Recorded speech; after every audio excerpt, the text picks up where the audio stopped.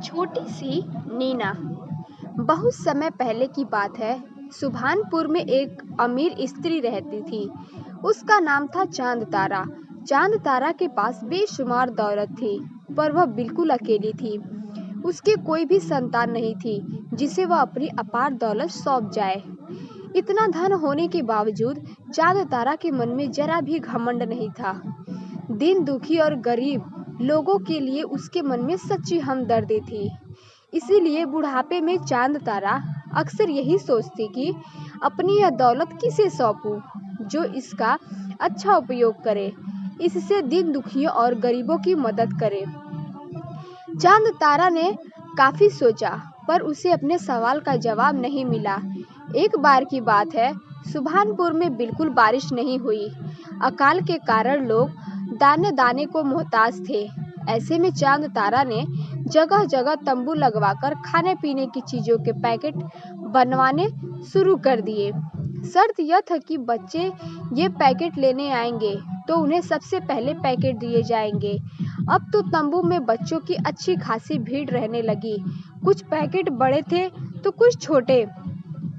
जैसे ही एक बड़े से टोकरे में भरकर पैकेट लाए जाते, बच्चे पैकेट लूटने के लिए टूट पड़ते, पर एक छोटी सी बच्ची दूर खड़ी रहती। सारे बच्चे अपने लिए बड़े बड़े पैकेट छांट कर ले जाते। अंत में एक छोटा सा पैकेट बचा रहता। नन्ही बच्ची नीना चुपचाप उसी को लेकर चली जाती। चांद तारा कई दिनों से यह देख रही थी। उसने कभी नीना को बड़े पैकेट के लिए झगड़ते नहीं देखा। एक दिन की बात, नीना रोज की तरह अपनी टोकरी में खाने का एक छोटा पैकेट रखकर ले आई। पर घर जाते ही जैसे ही उसकी मम्मी ने पैकेट खोला, अंदर से ढेरों हीरे मोती निकल आए। नीना की मम्मी ने नीना से वह पैकेट वापस कर आने को कहा। बोली, लगता है चांद तारा ने गलती से यह पैकेट तुम्हें दे दिया है। थोड़ी ही देर में नीना दौड़ी दौड़ी चांद तारा के पास पहुंची। बोली, आपसे शायद गलती हुई है, आपने मुझे गलत पैकेट दे दिया। इसके अंदर से हीरे मोती निकलते हैं। चांद तारा बोली, नहीं नहीं, यह तुम्हारे सब्र का फल है। मैंने तुम्हारी जैसी भली लड़की कोई और नहीं देखी। ये हीरे मोती रख लो, कभी संकट में तुम्हारे काम आ जाएंगे। लेकिन नीना बार बार मना कर रही थी। आखिर चांद तारा नीना के साथ उसके घर गई। उसकी मम्मी से बोली, ये हीरे मोती मेरी ओर से नीना के लिए उपहार है, इन्हें आप रख लीजिए, लौटाइए नहीं। बड़ी मुश्किल से नीना की मम्मी वे हीरे मोती रखने को तैयार हो गई। चांद तारा का नीना के लिए प्यार अब और बढ़ गया था।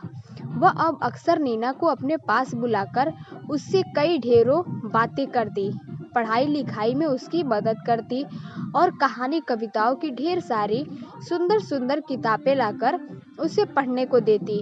हर काम में वह नीना को सबसे आगे रखती। नीना भी चांद तारा के सारे काम कर दिया करती थी। चांद तारा का मन अब शांत था।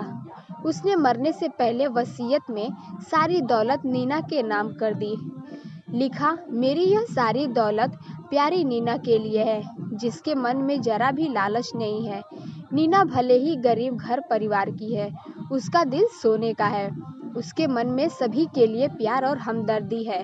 वह अपनी इच्छा से गरीबों की भलाई के लिए धन खर्च करेगी तो मेरी आत्मा को शांति मिलेगी। और सचमुच नीना ऐसे ही निकली। उसने प्यार और हमदर्दी से लोगों के दिलों में ऐसी जगह बना ली कि लोग उसे धरती की देवी कहकर पुकारने लगे। आज भी उसकी नेकी के किस्से जगह जगह सुनाई दे जाते हैं। तो कैसी लगी कहानी कमेंट बॉक्स में जरूर बताएं। चैनल पर नए हैं तो चैनल को लाइक, सब्सक्राइब एंड शेयर जरूर करें। Thanks for watching.